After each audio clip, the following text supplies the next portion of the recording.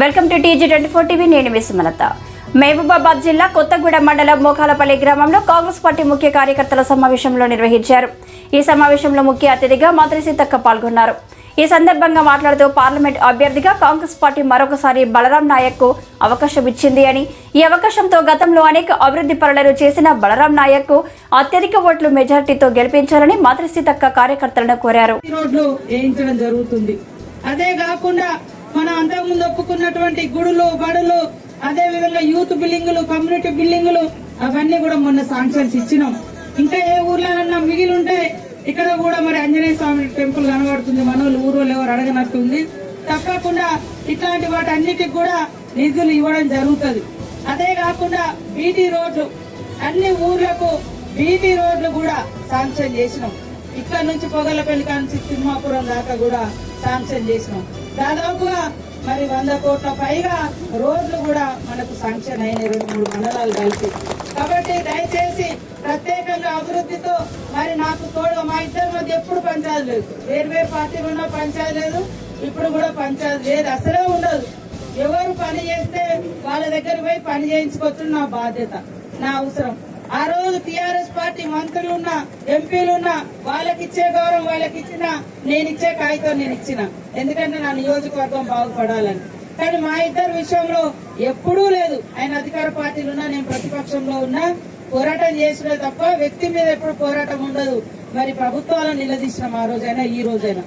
కాబట్టి మీరందరూ కూడా దయచేసి వేరు కాకుండా, మొన్న అనేక కుట్రలు కుతంత్రాలు జరిగినాయి, ఇబ్బందులు పెట్టారు. నన్ను ఓడియడం కోసం నా మీద దుష్ప్రచారం చేసిరు, నేను చేసిన సేవను కూడా దుష్ప్రచారం చేసిరు.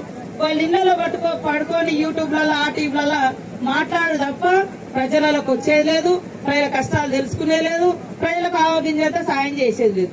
బయట ఉండి రాళ్ళేస్తోళ్ళు ఎక్కువైపోయింది, మట్టి పోస్తోళ్ళు ఎక్కువైపోయింది. కాబట్టి దమ్ముంటే మాలాగా ఫీల్డ్కి వచ్చి పని చేయండి, లేకుంటే తప్పులుంటే ఇది తప్పు అని చెప్పండి. అంతేగాని అది చేత కాదు ఇది చేత కాదు బట్టగాల్చి మీదేద్దామంటే ఎవ్వరు ఊకోరని కూడా ఈ సందర్భంగా తెలియజేస్తా ఉన్నాను.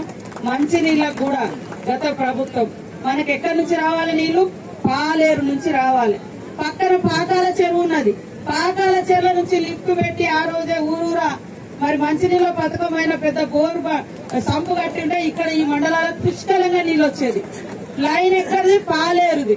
200 కిలోమీటర్లు 150 కిలోమీటర్లు దాటి ఇక్కడికి నీళ్లు, ఆడ చెరువు ఎండిపోతే నీళ్ళు వచ్చే పరిస్థితులు. ఇవాళ పాకాల చెరువులో నీళ్లు నిండున్నాయి, పాలేరులో నీళ్లు.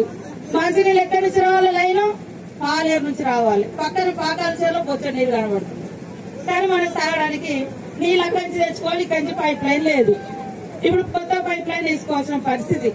అంటే మనం అక్కడి నుంచి ఇచ్చినాం ఇక్కడి నుంచి ఇచ్చినాం అంటే వాస్తవానికి చాలా ఊర్లలో నీళ్లు లేక గతంలో కూడా నేను 30 లక్షల బోర్లు వేయించిన ఈ మండలాలలో, 2 మండలాల్లో 30 లక్షలు. ఇప్పటి వరకు కూడా బిల్లులు ఇయ్యలే, గత ప్రభుత్వం బిల్లులు ఇయ్యలే. ఇప్పుడు కూడా మొన్న కూడా బోర్లకు మళ్ళీ శాంక్షన్ ఇచ్చినాం. ఎందుకంటే మనది వర్షం పడితే నీళ్లు కనబడితే, వర్షం లేకుండా పాతాళలోతు గంగ. కాబట్టి మీరందరూ కూడా దయచేసి బలరాం అన్నకు ఓటేయడం అంటే రాహుల్ గాంధీకి ఓటేయడం. ఈ దేశం కోసం త్యాగం చేసిన కుటుంబం ఇందిరమ్మ కుటుంబం. మరి ఈ దేశం కోసం ప్రాణాలు అర్పించి సొంత ఇల్లు కూడా ఈ రోజు వరకు లేని కుటుంబం ఎవరైనా ఉన్నారంటే రాహుల్ గాంధీకి సొంత ఇల్లు కూడా లేదు. వాళ్ళ మునితాత మోతీలాల్ నెహ్రూ తండ్రి ఆగర్భ శ్రీమంతుడు, 1000 కోట్లు. మరి నెహ్రూ గారు 100 కోట్లు స్వతంత్ర ఉద్యమం కోసం ఇచ్చినటువంటి మహానాయకుడు. మరి వారి బిడ్డ ఇందిరమ్మ కొడుకు రాజీవ్ గాంధీ కొడుకు రాహుల్ గాంధీ. కానీ ఆయనకు వచ్చేసరికి ఆయన సొంతం గురించి ఎప్పుడు ఆలోచించలే. జనం కోసం, జనం ఇళ్ల కోసం, జనకు పట్టాలు కావాలని ఇవాళ పోడు భూముల హక్కు చట్టం వచ్చినా, పేదోళ్ళ భూములు పంచిందంటే కాంగ్రెస్, ఇందిరమ్మ ఇల్లు ఇచ్చిందంటే కాంగ్రెస్, అటవీ హక్కుల చట్టం వచ్చిందంటే కాంగ్రెస్. 100 రోజుల పని ఇవాళ మన ఊర్లలో సిసి రోడ్లు ఎట్లా